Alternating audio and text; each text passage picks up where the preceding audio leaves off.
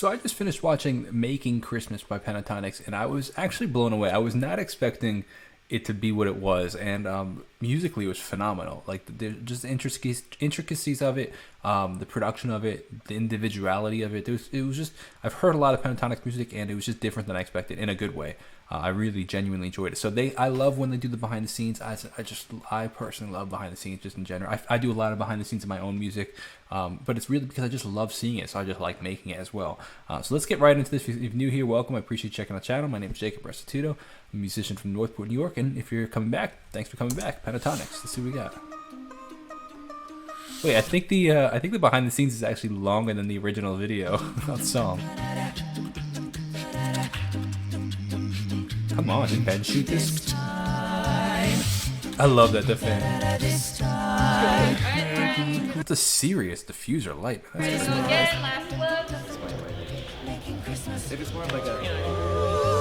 Making Christmas is so fine. It's ours this time and won't the I love the panning and the vocals. It's ours this time. We are on the set of Making Christmas. It's a song from our new Christmas album, but it's from A Nightmare Before Christmas, so we're releasing it during October. So, what do we guess Scott's drinking from Starbucks? Because it's spooky.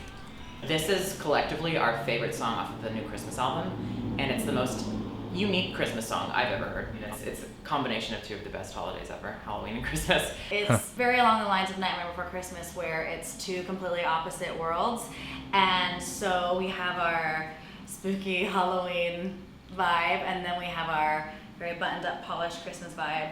Each field is going to be different, and we're going to be kind of weaving in and out of Christmas and Halloween. And Dude, I love Kevin's hair. Like, that looks sick. we have choreo movements as well that reflect basically like the good versus evil, or the Halloween versus Christmas vibe too, that some are really sweet and some are really intense. So we have a kind of Halloween-esque set. And the set is so cool. The set is so cool, and also this baby face doesn't really get too angry, and so it's cool to be able to, show a little dark side, a little evil Matt. That's a little less drama free. A little less what? This set is insane, man. Like, I would love to know what the budget is for these sets and stuff. It's just this diffuser on the white diffuser thing we have on the left hand side. Like, who goes and builds all this and buys all this? Like, it's pretty amazing, actually. White snakes, bad decision. Oh, in the sand, that is a bad decision. And I want it to be more like...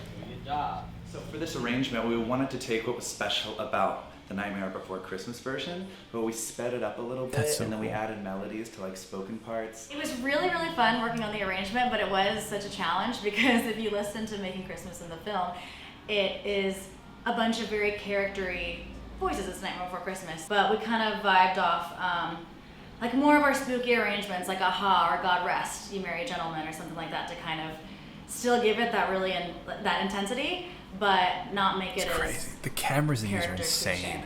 And for the beatboxing part of it, it was one of the most difficult ones I've had to do. Yeah, it was definitely a different process.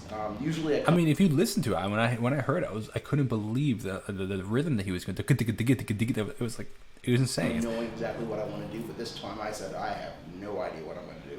So I just kind of came in and improvised, and then we cut it down that way. Yeah, I mean, the original song is so incredibly intense, insane, so many different key changes and modes, and it's incredible. And it's very, very difficult to sing, so I had to literally practice it 1 million times on the way here, but I think I got it down. We usually knock out arrangements in a couple hours, a few hours, but this one I think took a couple of days.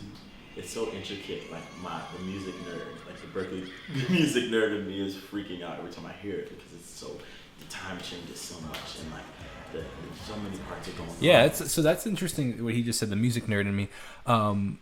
I agree, as a music nerd myself that loves music theory. I agree with the fact that, like, I do think that there was a lot of intricacies in here that kind of just float across the head if you don't necessarily know what you're listening for. But the tempos and time changes and were really, really, really cool. I also like the fact that it's not green screen, that they really build their sets, and a lot, if not all of their songs, they build the sets. And I'd love to know where. Like, do they go to like Universal or something like that and like rent a set? Like, how does that work? Like, where are they finding this warehouse and bringing all this stuff in? That also has like rooms for like to get dressed and like, you know, it's like, it looks like it's a set stage, or they call it a sound stage. So like, I'm curious. Crazy. It's really, really, really cool and really musical. So I think it's really kind of fun, especially because this track's going to come out during Halloween time. So it's a great way for people to get into the Christmas Halloween spirit, the Halloween spirit, Hollow Christmas spirit. It's not working, but some sort of, you guys are going to get into some sort of feeling when you watch this video.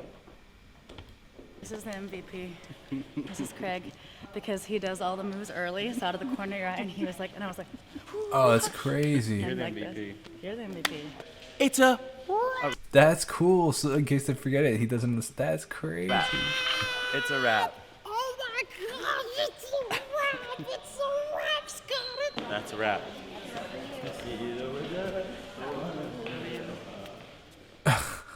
Yeah, that's crazy, man. I love seeing the behind the scenes. It's so cool to see the artists in their own element, and it just gets me excited for the day that one day, well, I'll be making stuff like this. You know, have the budget to build sets like this is so crazy. So one day, baby, one day.